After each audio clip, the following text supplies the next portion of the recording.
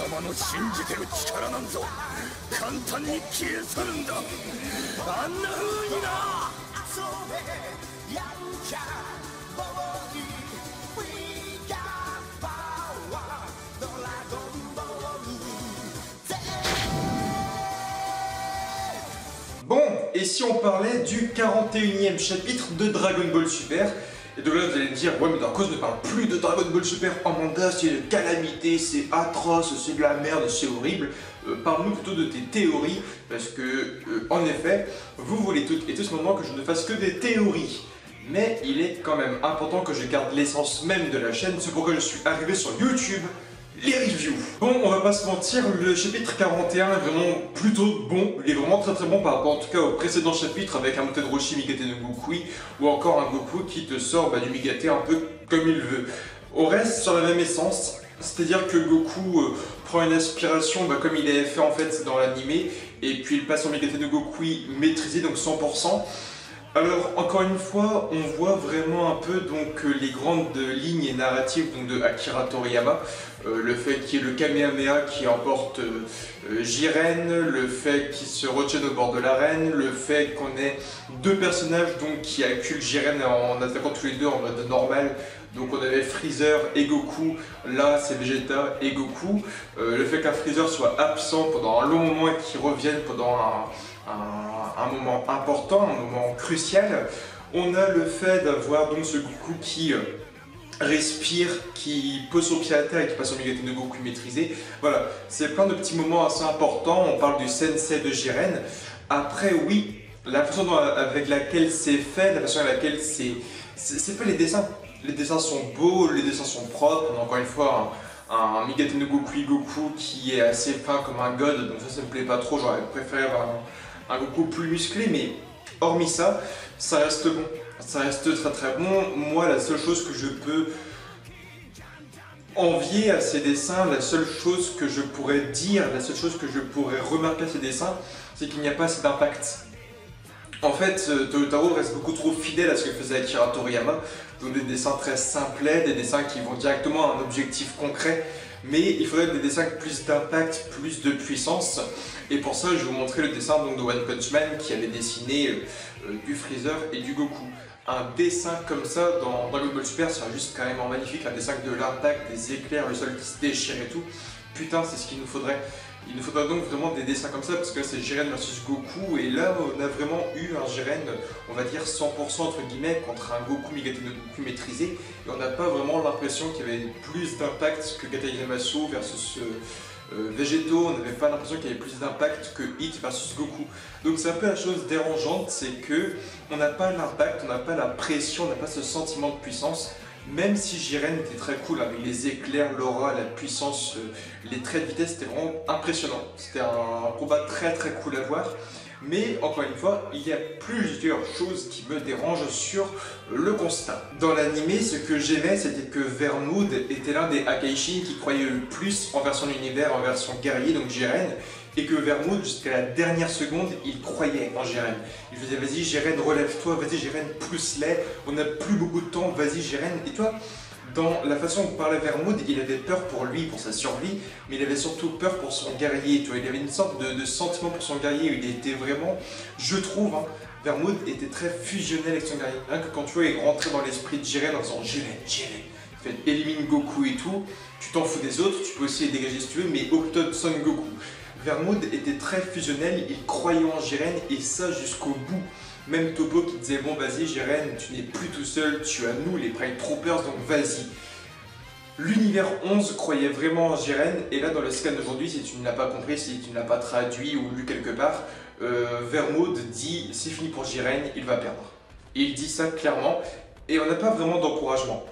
On voit que Dispo et Topo parlent un peu du sensei de Jiren, donc de l'histoire de Jiren. Malheureusement, et c'est dommage, on n'a pas de flashback, on n'a pas en fait de dessin du sensei de Jiren, on n'a pas en fait le fameux Jiren enfant et c'est dommage. Sûrement dans le prochain chapitre, on fera ça en 2 chapitres, c'est largement probable. Mais je trouve ça dommage que là Vermoud fasse bon c'est la fin pour Jiren. Jiren il va sortir, il ne pourra pas gagner. C'est vraiment hyper dommage. Goku il a failli sortir, Vegeta le rattrape et les deux l'attaquent ensemble et tout. C'est très cool, c'est dynamique, ça On suit encore une fois les grandes lignes narratives donc que la Toei Animation avait reçues avec Akira Toriyama et Toyotaro, mais je trouve ça décevant que là, Vermouth, qui dans l'anime lui était très fusionnel avec son guerrier, qui croyait en son univers et qui avait peur pour sa survie, bah là il soit là en train de faire bon bah c'est foutu, hein.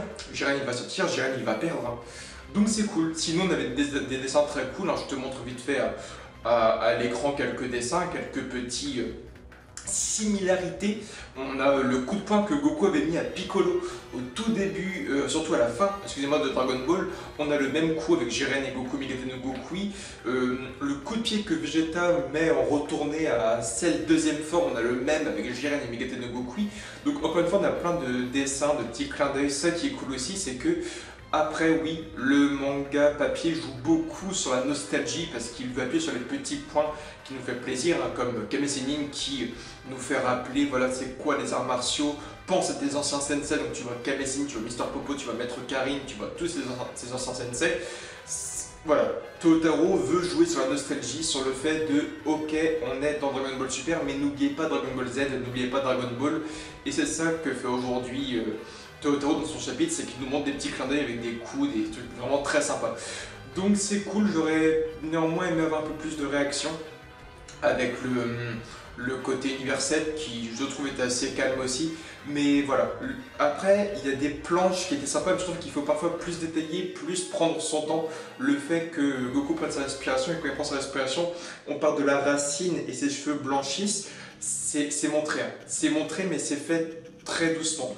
C'est montré très doucement en une planche où on voit en fait que ses cheveux, il y a un dégradé qui se fait et c'est cool qu'on fasse ça sur plusieurs planches avec ses cheveux qui se redressent et ces petits trucs blancs qui passent, tu vois, un peu comme Goku SAJ qui se transformait avec des petits étincelles blanches qui pétaient au niveau de ses cheveux, donc on fasse pareil mais avec du blanc. Donc c'est cool, cette transformation est belle, néanmoins voilà, on a toujours cette... Je trouve en fait que le regard de Goku, Migate no Gokui, n'a pas le regard transperçant qu'il a dans l'animé. Je trouve que dans le manga papier, il a juste en fait un gros regard de teubé, où il est un peu là en mode oh non, qu'est-ce qui se passe. C'est stupide, hein, je pense qu'il a juste un regard de teubé. Mais voilà, le chapitre est plutôt cool, on est déjà mieux que les anciens chapitres, parce que les anciens chapitres étaient mauvais, parce que Topo dispose de n'importe comment, que Tortue Géniale, Montenurushi sortent un peu n'importe comment avec un Migate no Gokui symptomatique. Donc oui, ce chapitre est mieux parce qu'on est focalisé sur un seul combat, hein, c'est le Jiren versus Goku, qu'on détruit l'arène avec des gros rayons, que... Il y a un truc qui est cool aussi, l'une des autres lignes narratives, je pense, c'est quand Jiren devait attaquer la tribune. Dans l'anime, Goku arrive et il envoie le Kikoa ailleurs. Dans le manga papier, il envoie le Kikoa et ça détruit la tribune. Et t'as deux anges qui sont obligés de se déplacer pour pas prendre l'attaque dans la gueule. Donc ça c'est vraiment cool aussi. On garde des lignes narratives, les anges qui esquivent l'attaque de Jiren, Vegeta qui l'esquive de très peu, Goku qui envoie le Kamehameha et Jiren qui est au bord de précipice. C'est vraiment cool. Il y a des très bonnes idées et ce chapitre est mieux parce qu'on n'avance pas trop vite, même si je trouve qu'on avance un peu vite. C'est-à-dire que là on a le début du combat Jiren-Goku et on a l'impression que vu ce qui arrive sur la fin, on a l'impression tout de même qu'on est sur le dernier round. Là j'ai l'impression qu'on est en épisode 131 en fait. C'est-à-dire que Goku a eu ses deux phases de Migate no Gokui maîtrisées. Enfin symptomatique et maîtrisé, donc Kizashi est maîtrisé. Dans l'anime, Goku l'a qu'une fois et après il ne l'a plus. Et là c'est pareil, là, il est un peu KO, il tient à peine sur ses pieds, Vegeta aussi. Et j'ai l'impression que là ils vont un peu essayer de l'acculer, que Sensei va revenir dans le prochain chapitre, que Freezer aussi, ils vont essayer de le pousser et tout. Je pense, oui, que le manga papier, du moins l'arc Tournoi du pouvoir, pourrait bel et bien s'arrêter au prochain chapitre. Mais en même temps, je me dis qu'on aurait peut-être un message de la part de Toyotaro qui nous l'expliquerait. Donc ça reste à voir vraiment, mais je pense que là, en un chapitre, il y a moyen qu'on ait la fin du Tournoi du pouvoir, moins qu'une fois ça en deux chapitres. Qu'à la fin du mois prochain, on ait Goku, Freezer, C17 vraiment déchirés de partout. Mais il nous faut du sang, putain, c'est le manga papier, il nous faut du sang. On avait du sang dans l'arc de Black Goku en manga papier, il nous faut du sang dans le Tournoi du pouvoir aussi. Qu'on voit le Jiren torse nu et tout. Donc tu me diras peut-être encore deux chapitres. Mais après voilà, ce sera bel et bien fini. Il faut juste que Vegeta sorte par une grande porte, c'est encore mieux que l'animé. Mais voilà, de toute façon, hein, ça se voit que le nombre de lectures sur Dragon Ball Super actuellement est moins bonne que l'animé, hein, parce que bah, on sait ce qui va se passer, on sait les éléments qu'il va y avoir. Mais voilà, dans le fond, c'était un bon chapitre. La forme du Migata no Gokui, bah, moi je suis pas fan, ses yeux sont abrutissants. Donc des choses me déçoivent, mais bon, dans le fond, ça reste plus convenable en tout cas que les derniers chapitres. Donc voilà, le point négatif ouais, c'est que bon bah là Vermoud il dit clairement bon j'ai rien à perdu, donc il ne croit même pas son univers limite, donc je trouve ça un peu décevant. J'aimerais que Topo et Dispo fassent oh Vermoud vous ne croyez pas en Jiren mais nous on croit en lui, et là que Jiren entende ça, ce serait assez cool. Que Jiren se remette en question, mais putain je les ai laissés tomber et... Donc j'espère qu'ils feront ça. En tout cas, like, commente, abonne-toi Facebook, Twitter, Instagram et Snapchat.